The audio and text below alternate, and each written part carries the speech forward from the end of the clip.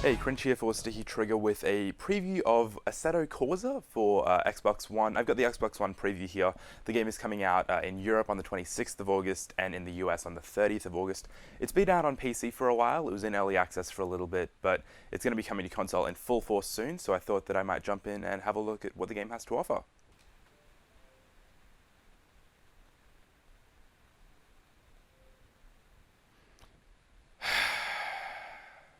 Awesome. Let's try this again tomorrow. 12 seconds later. Will it launch? That is the question. Oh my goodness, it launched. Trying to get some of that Forza passion going on. Because that's the thing, like Forza 5 and 6 were very like passionate about car culture, and that's why they succeeded in like getting you excited about simulation racing. That's something that Gran Turismo for me has always been a little bit iffy about. Horizon did it far better, but obviously that was geared much more towards like arcade races. Alright, so we're immediately hit with like a menu. It doesn't explain much. Let's have a look at the options. General. It allows you to play with either a controller or a wheel. So if you have a wheel, similar to this setup, then I imagine that you would probably want to do that if you're really into sim races. Oh my goodness, are these all... Wow, you can really tweak this. Good. This is something that a lot of games nowadays still don't do properly. Proper like audio controls, where it's just like, here's a master volume. It's like, yeah, but what if I want to turn down like the car, or if I want to turn up the music? Like, where are those options? I'm just going to go with drive, I guess. Okay, so drive lets you actually just pick whatever you want to do and just play that. The career mode is like a full-on career mode, so you have cars and you have unlocks and progression, and that's pretty standard within like sim racing. Special events though, what's that about? Okay, so it gives you specific cars for specific tracks and game types, I guess. And there are a lot of them. I'm actually rather interested to see how this performs after being on PC for so long, particularly given they're wanting to target 1080p 60 FPS. Practice offers access to any cars and tracks for practice sessions. That sounds great. Let's get in that. Lamborghini? Just here in my garage. Here in my garage. Okay, so we're all good to have a look at Barcelona. Let's get into it. Oh, what? You can set the specific time of day up between 8 a.m. and 6 p.m. It's an odd boundary. Okay, good. So you can tweak the assists. It doesn't explain what they are, though. Alright. That looks relatively safe. Load times aren't horrendous, but they could definitely be better. This is just drive. This is... oh my goodness.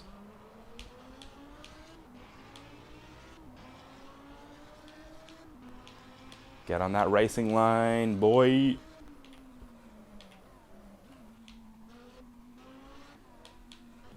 The racing line seems to have a very conservative nature to it, where it recommends you brake a lot earlier and a lot harder than you really need to. And it's also not dynamic, which is a bit of a bummer, because you're not constantly racing to the race line.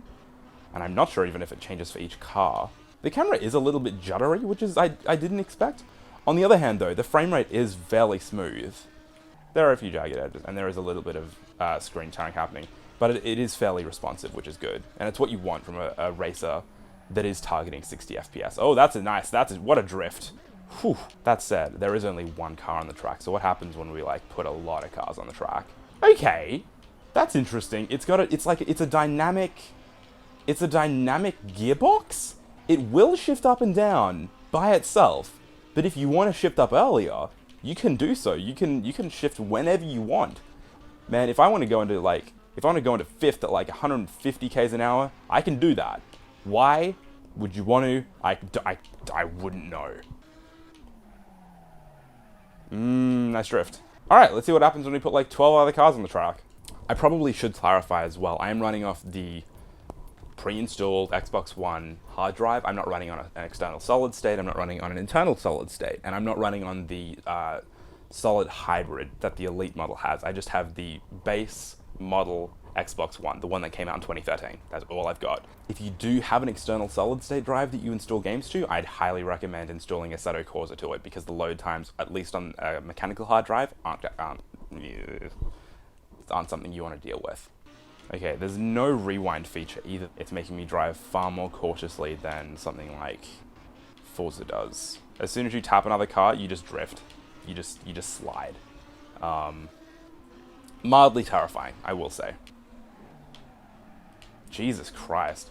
Tiniest tap and you're going sideways. That said, the frame rate dip, it was noticeable, but it wasn't distracting. During the beginning of the race where everyone was like packed real tight. Oh my god. Oh no, no, no, no, no, no. Don't tap, get it away from me. And I'm in last. I'm so glad we did this. Static race line is really not helping all that much. It helps to know where I should be in the track, but it's not telling me when I should be accelerating or pulling back accurately. It's just saying, oh, you probably will be going this quickly.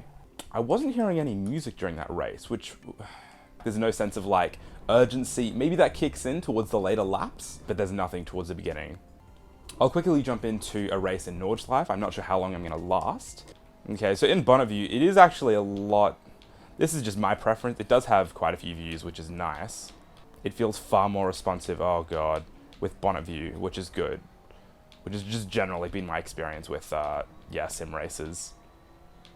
As soon as you snap out into that third-person view, it does, I say as I crash into a wall, it does tend to become a little bit floatier when you're in third person. Alright, so I'm like 5 minutes into this first lap. I've got a feeling it'll go for a hell of a lot longer, so I think I'm just gonna leave it there for now. Alright, so that was Assetto Corsa. I guess first impressions, let's start with what was good. Visually, the game is not particularly low res, like it runs at 1080p. It maybe not so much 60 frames a second all the time, but it is fairly responsive, even when it does drop its frame rate a bit and when it does tear. There is also a fairly decent range of car manufacturers and like car types and like track types, which is good as well. There are a few issues that I'd like to point out though. First of all, the menu is really not that intuitive. It just kind of assumes that you know what you're getting yourself into, and if you get it with a manual, which I'm not even sure if games come with manuals on like PS4 and Xbox One nowadays, you are going to be looking at that manual a fair bit to try and figure out what a lot of the assists mean and what some of the race types are about. While the game does render at a high resolution at a fairly decent frame rate, it's not particularly detailed. A lot of the foliage, it does look fairly flat. A lot of the people look fairly flat in some of those the shots before the race starts. Load times are also far longer than I expected, especially when you put it next to something like Forza 6, Apex, Forza Horizon 2, two of the games that I've been playing a fair bit lately. That said, if you are wanting to pick up a racer before Forza Horizon 3 comes out, or before like Gran Turismo Sport, I guess, this could be like a decent stopgap solution while you're waiting for those games to come out later this year or next year, I think, for Gran Turismo Sport. Be sure to stay tuned to the YouTube channel at youtube.com/stickytrigger. Check out the website at stickytrigger.com for more news, previews, and reviews of games, pop culture, and technology. But for now, that's all from me. Thanks for watching.